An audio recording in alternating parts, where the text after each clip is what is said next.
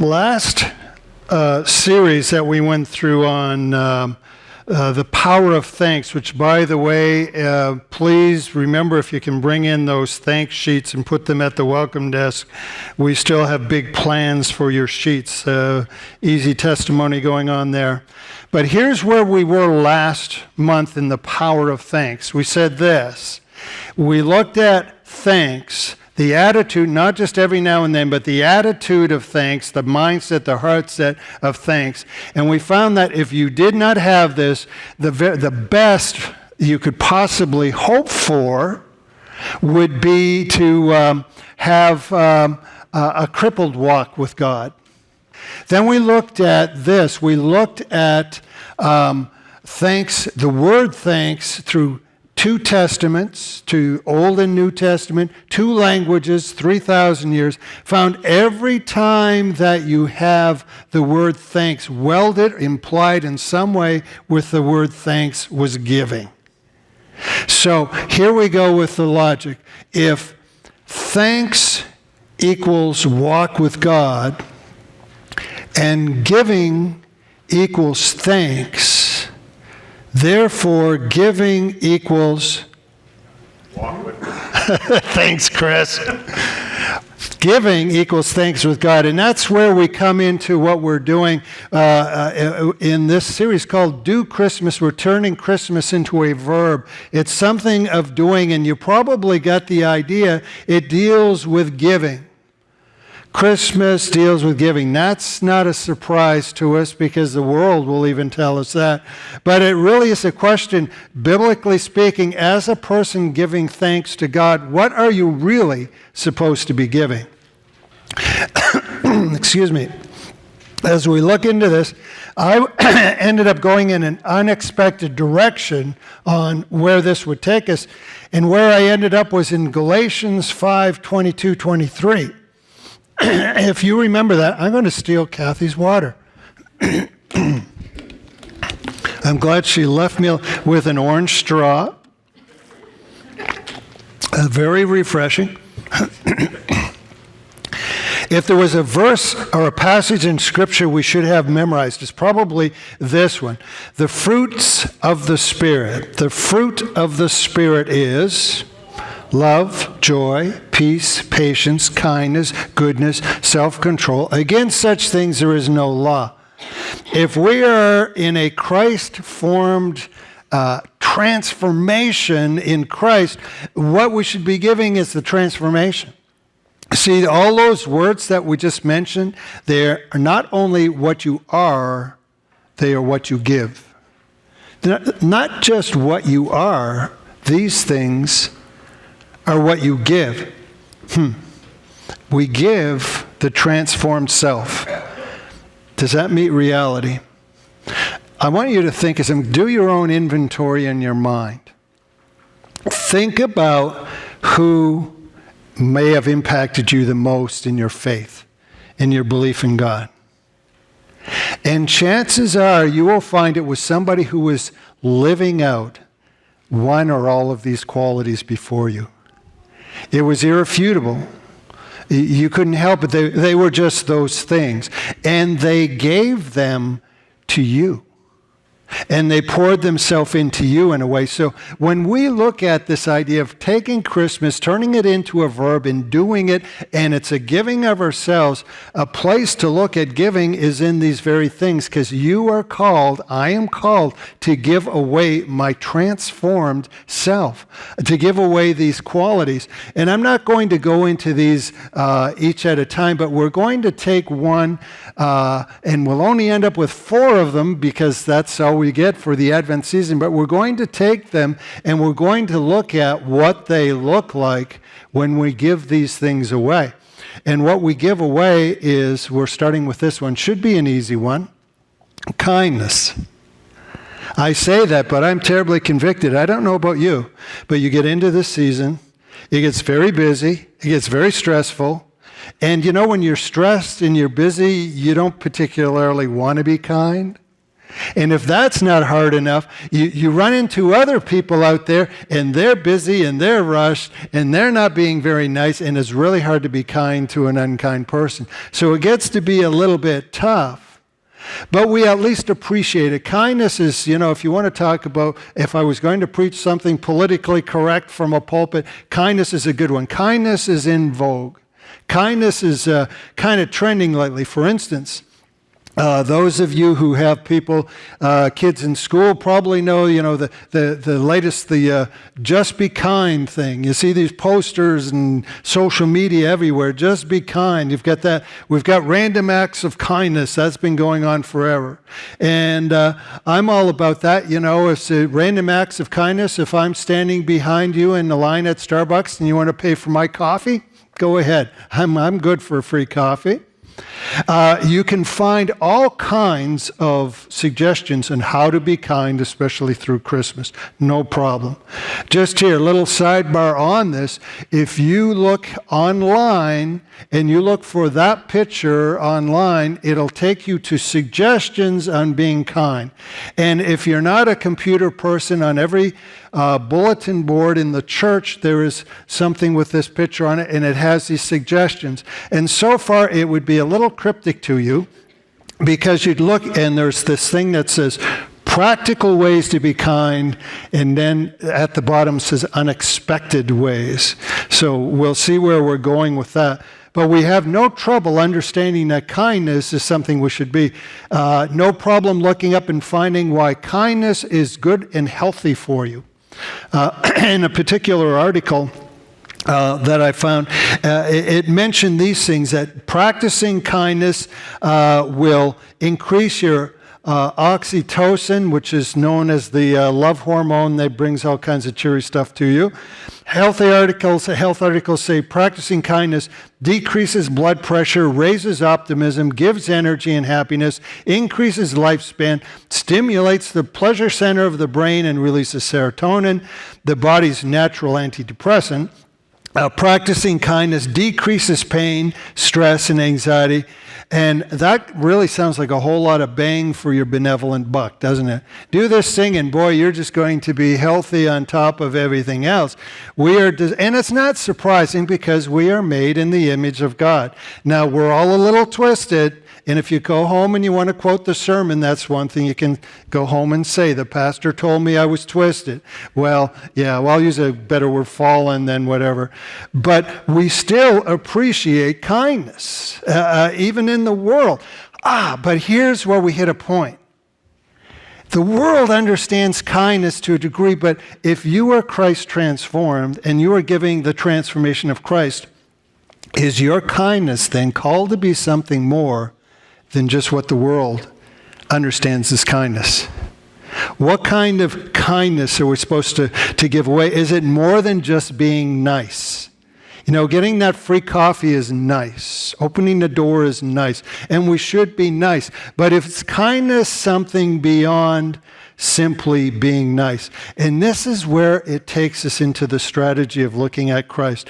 For lack of a better word, the word that I have come up with, or the word that I'm going to share today, is the word unexpected. The kindness that comes through Christ, empowered by Christ, is unexpected. And it's unexpected in a lot of ways. It's unexpected as we follow Christ, because there's going to be our example. We're in the season of Emmanuel, Christ among us. We're in the season of God among us. When Christ walked, how did he show kindness? How did he show it in his everyday, what was going on? And as we look at it, we're going to find this, that the people he showed kindness to was unexpected. The acts he did in kindness were unexpected. And most of all, the results were unexpected. The results were unexpected. So let's start with the people. The people that were unexpected. Let's start with life scene number 1, if we will. And we find this in John 8:3. And it goes like this. Then the scribes and Pharisees brought to him a woman caught in adultery. And when they had set her in the midst, they said to him, Teacher, this woman was caught in adultery, in the very act. I don't know, even after all this time, that sounds pretty embarrassing. Now, Moses in the law commanded us that such should be stoned, but what do you say? So here is this woman, undeniably guilty, and in the culture, by the law, it is right to put her to death. How do you show kindness, or why would you show kindness to somebody who is fatally guilty?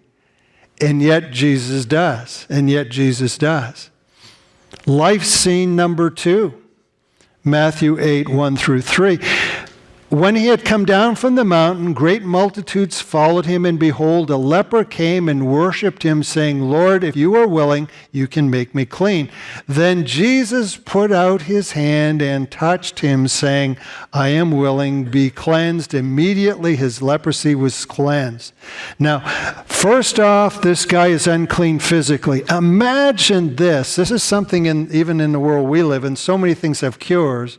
Imagine somebody very contagious with something that has no cure, at least in the physical sense, and you reach out and touch him. That's crazy.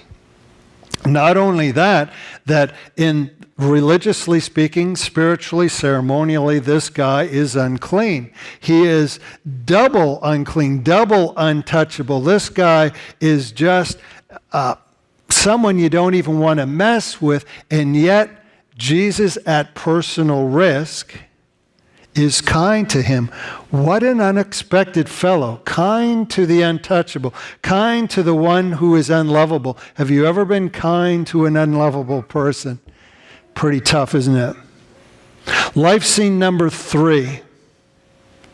We find this one in Mark 5:25. This is, by the way, all in your guide sheets if you have them. I use those because you know what? We move so quickly through so many passages that go home and read them from Monday to Saturday, but then let us just get the survey on them. Quick way to get through with the guide sheets. Anyway, in in life scene number 3, Mark 5:25. Now a certain woman had a flow of blood for 12 years and had suffered many things from many physicians. When she heard about Jesus, and of course it's summarized a little bit for time, when she heard about Jesus, she came behind him in the crowd and touched his garment, for she said, if only I may touch his clothes, I should be made well. Immediately the fountain of her blood was dried up, and Jesus, immediately knowing in himself that power had gone out from him, turned around to the crowd and said, who touched my clothes? Does that sound nuts or what? Ever been in Christmas season in a really busy store? People are bumping into each other and you turn around and say, who touched my clothes? Sounds crazy. But when his disciples said to him, you see the multitude thronging you and you say, who touched me? And he looked around to see her who had done this thing. Now here's this woman. This lady's, wow. She starts out that probably she's a widow. She's out trying to take care of things on her own. There's no husband mentioned, so there's a very good chance she's a widow. Here she is in a culture where your identity, sorry ladies, it came through who you were married to. Lost your husband, lost your identity. She is socially invisible in the culture in which she is in. Now, she also has this thing that maybe it's a cancer of the uterus, something, but she's in this perpetual period, basically. And in the law, when a woman's in that case, she's kind of cut off functionally from God. She can't go to the temple. There's a lot of things because ceremonially she is unclean. So this woman is invisible socially. She's invisible religiously. And then to top it off, here's this big crowd. She just doesn't want to be known about. She just wants to be healed. So what does she do? She comes, if I can touch the hem. Now, this maybe will mean more to ladies in our time, but if somebody just comes and touches the very tip or bottom of your skirt, you probably don't even feel that, you know. And that's what she was after. Her intention was, I'll get the power, but I don't want them to know I'm here. So by intention, she's invisible. This lady is just an invisible person. You wouldn't expect any kindness to them. Just think of it even in our lives. How many people, maybe you're in a gathering like this and people are wallflowers and you'd be kind to them, but you don't even know they're there. You just don't even see it. You go downtown, there's so many homeless people everywhere just kind of sitting there or whatever, and you'd be kind to them, but you don't even see it. You just walk on by. In all of this, Jesus asked that crazy question, who touched me? Kindness to an invisible person. Very, very unexpected.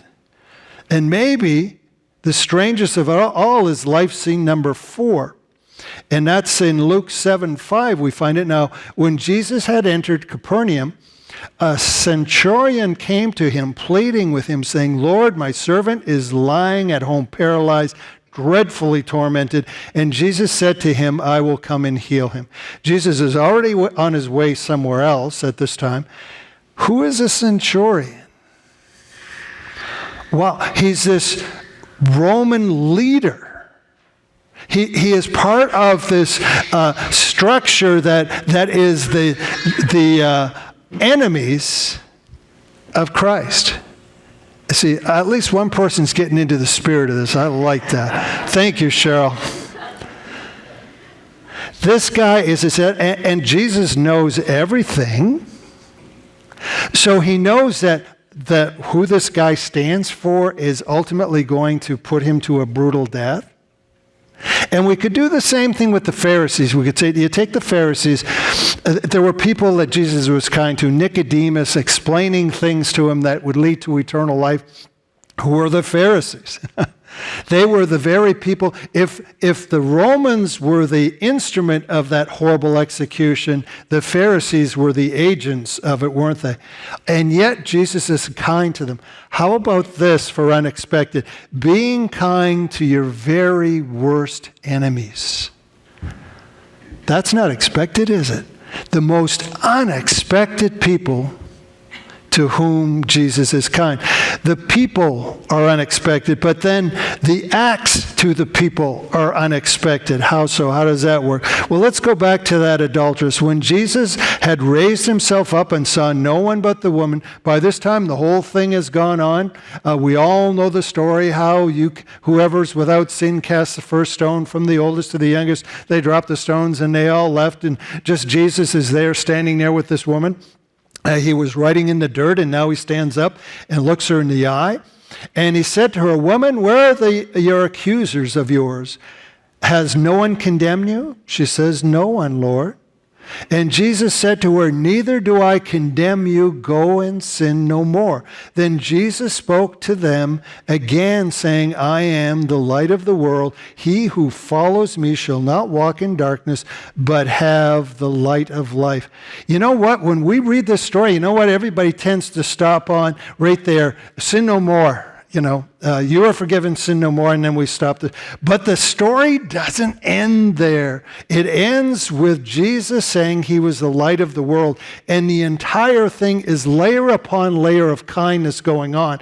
Here's how it works. First of all, this woman is lower than dirt. She has been caught in an act that demands death, and she was going to die. They had the rocks in their hands. But somebody got the bright idea, hey, let's make this a 2-for-1. Let's go trap Jesus. Either he's going to be kind and loving, or he's going to condemn this woman. We'll have him either way. And if he gets too kind, then the rocks are for him as well. So here is this situation. He diffuses it. He stays compassionate and kind and holy and just at the same time. He stands up. He looks her eye to eye, person to person, human being to human being, and says, no one condemned you. Loaded statement, because she knows they had all the right in the world. Those rocks had her name on them. She had all the right in the world. No one's condemning you. Well, I don't condemn you either. Personally, I'm not condemning you. And people like to stop there with Christ. See, he's a loving God, this woman. That's not kind if we stop there. People have a way of going back out and doing the same old thing over again, don't they? She needed some redirecting, so it's qualified. Yeah, second chance, kindness. but with a qualification, don't do that stuff anymore. But even that isn't reaching Christ kindness to the level that we need to go. Eternity's in the backdrop on everything that we're looking at. We get this far, and then it sounds like he's changing direction on something else. I am the light of the world. But it's the same kindness, just the final layer. See, you give someone a second chance, that's great. But if they have nothing else to go by, they tend to go to the same mistakes. So what is he saying? He's saying, I'm giving you a second chance, but I'm also now giving you the power and the direction to make that second chance worth something. I am the light. I am that power. Therein lies the real unexpected act. All these other things, wow, unexpected in themselves. This woman's guilty. Kindness, second chance. Wow, that's something. But even that's not it. Now comes an empowerment to make the second chance mean something. It's very unexpected in how the kindness plays out. How about that woman in Samaria? Remember the one at the well? We read about her in John 4, 7 through 26. Wow, this gal, she was a triple threat. First, there's the Messiah out there. He's supposed to be a holy man, and he's talking alone to a woman. Well, that's a big no-no. Well, let's make it a little worse. She's a Samaritan woman. Oh, man, now dude, what's going on? Now let's make it a little worse. Let's say she is so bad reputation, of such ill repute, that even the Samaritans won't talk to her. What is Jesus doing? This is unimaginable. Even his disciples come. Why are you talking to her? What's going on here? There must be something we're not seeing. So we have this unimaginable situation, and then an interchange starts. And if you would like to take, isolate one element that goes through this entire conversation, it's the address of truth. Kindness is truth in this situation. Everything, there's obvious truth in this interchange, there's hard truth, there's ugly truth, and there's beautiful truth. And it's all happens very quickly through this. The woman, it starts out with, hey woman, which is, like saying, hey you, it wasn't a ditz of any kind. Woman, I need water. That was true. Woman, if you knew who was talking to you, you'd ask me. That was true. You could have living water. That was true. Woman, your life is messed up. If you have an urban Bible, it might get something like, girl, your life is messed up. So I didn't quite carry that off right, did I, Josh? Oh, well. So anyway, 5 husbands, 5 failed marriages. And then the guy, she's given up on marriage. The guy she's with, she didn't even bother marrying him. So it was true. This was an ugly truth. Lady, your life is really messed up. And she knew it. And then it goes into the real truth that makes a big difference. You know all the fringe stuff you're trying to talk about here? About this mountain in Jerusalem and all of this, it really is not the big issue. The big issue, if you really want God to mean something in your life, it's worshiping him in worship and in truth, and that you do it with that kind of a pure heart. That makes all the difference. So God, and then the final truth, God is standing before you, and that was true. It all revolved around truth. Now we got to qualify this, because do you know anyone who uses truth like a weapon? You can use truth like a dagger. Think of this situation. Jesus could have driven the dagger into this lady's heart. She was easy pickings.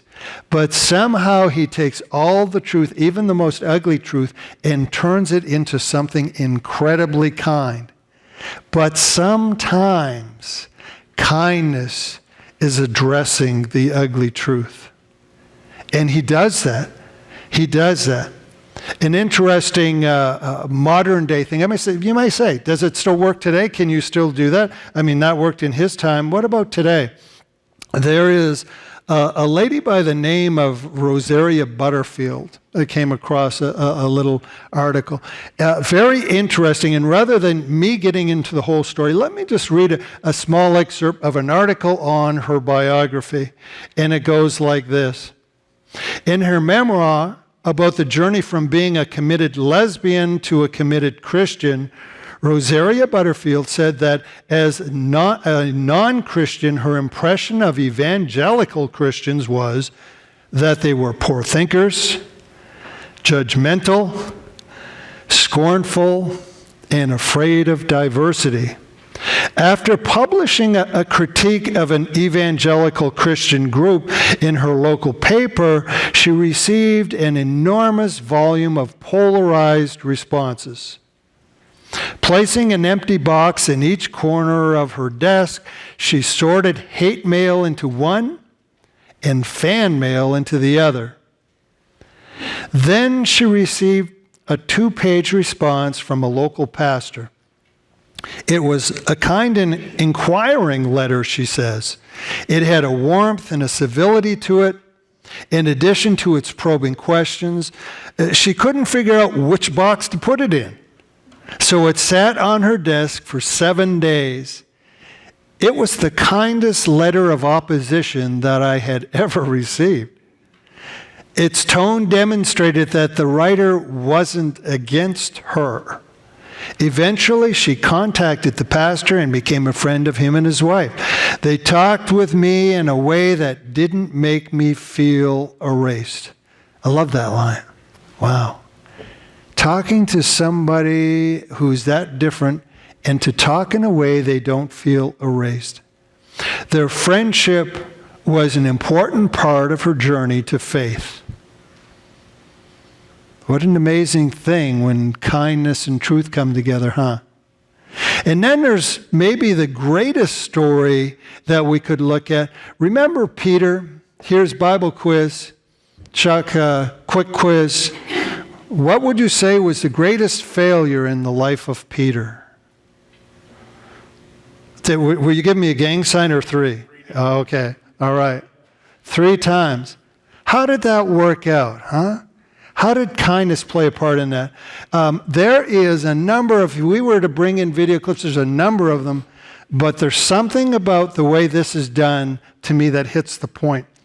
I want us to not just read Scripture, I want us to witness it a little bit, to live in it a bit. So I'm going to have Mike play this for us. I'll move this so it's out of the way. Then the other disciple went back out, spoke to the girl at the gate, and brought Peter inside. Aren't you also one of the disciples of that man? No, I'm not.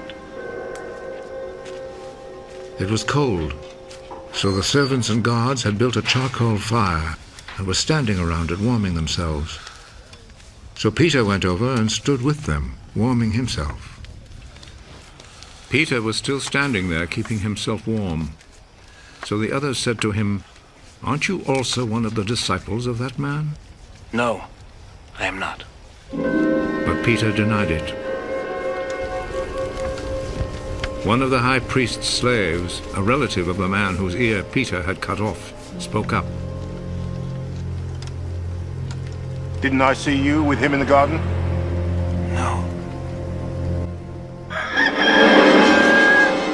And at once, a rooster crowed.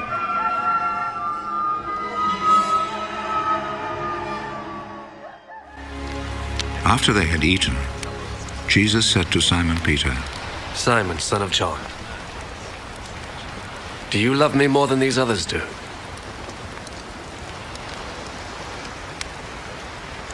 Yes, Lord. You know that I love you. "Take care of my lambs." A second time, Jesus said to him, "Simon, son of John, do you love me?" Yes, Lord. You know that I love you. "Take care of my sheep." A third time, Jesus said, "Simon, son of John, do you love me?"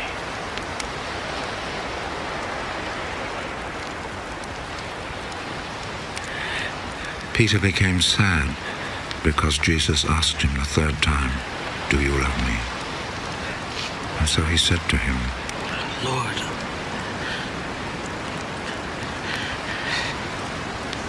you know everything.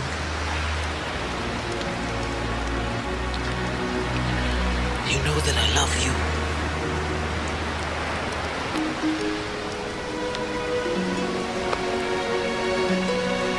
Take care of my sheep.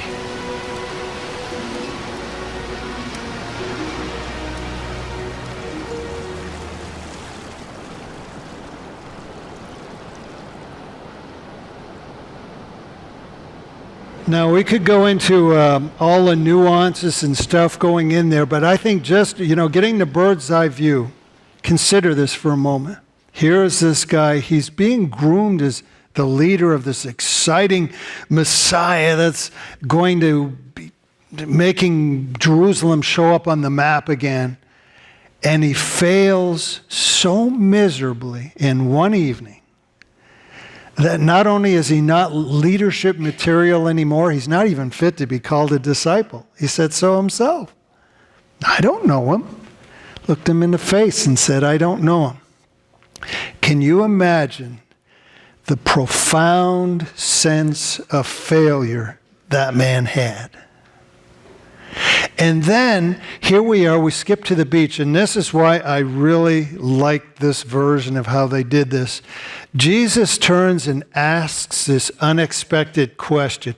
Here is the sorest point in the life of Peter, and Jesus does this. Right there on the old scar, right there on the hardest, most painful thing in his life, and he presses right on it with a question, do you love me? And what I loved about the video is that Peter almost starts crying with the first question. Would you? Can you imagine at that level of failure and somebody comes at you nicely? Wow, I've really betrayed you so badly. I've really, really messed up. And they come back. They don't convict you or anything. They just say, do you love me? What's going on? There's a restoration that is taking place there. There's a restoration. Of course, the kindness started even before that because there was a spirit of forgiveness. Remember back in Luke 22:31 through 34, Peter's going on how he would die for Christ and all. And Jesus says, oh, yeah, right, wait until you hear the rooster crow. And we'll see how you do. But he says, when you have returned to me, strengthen your brethren. So there was a forgiveness in advance. But the real forgiveness, the unexpected forgiveness, the unexpected kindness was in these hard, almost cruel questions. Do you love me? And Peter gets to reclaim in public what he denied in public. And everything changes. Just an incredible, unexpected, not very nice, but unbelievably kind thing to do. Unexpected people. Wow. Didn't think of those people. Unexpected ways. Not always nice, but always healing, always compassionate, always leading to eternity. So what are the results when we execute, when we practice this level of unexpected kindness? Well, for Christ, just consider that. The adulterous woman, she was as good as dead. At that morning, as this thing is going on, she thought, I will not see high noon before I'm dead. And yet, there's a second chance at life that she was given that she never saw coming. The Samaritan woman, worst reputation in Samaria, turns out by the end of that day to be the greatest evangelist in Samaria. Who saw that coming? And then there's Peter, a guy who was destroyed. The guy was gutted. He wasn't a disciple. He wasn't a leader anymore. He ruined himself in that one evening, and yet he is restored to become the great leader of the first church.